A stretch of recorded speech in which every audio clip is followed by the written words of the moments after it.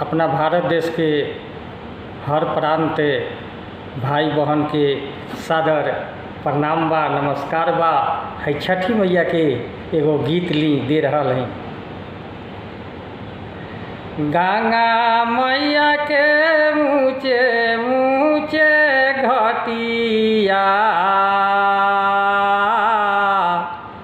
गंगा मैया के ऊँचे ऊँचे घटिया,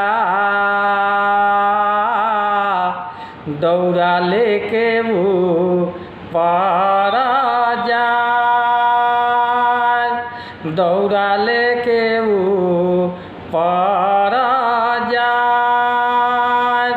गंगा मैया के ऊँचे ऊँचे घटिया, दौड़ा लेके वो पार जाए, दौड़ा लेके वो पार जाए।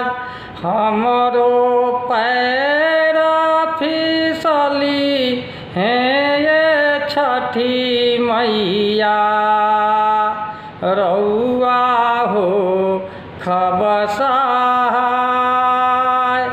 रउआ हो खबसहाय।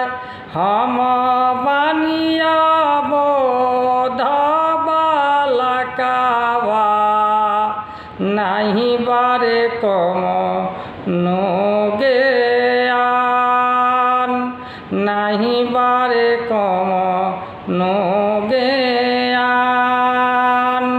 हम बनिया बोध बालकवा,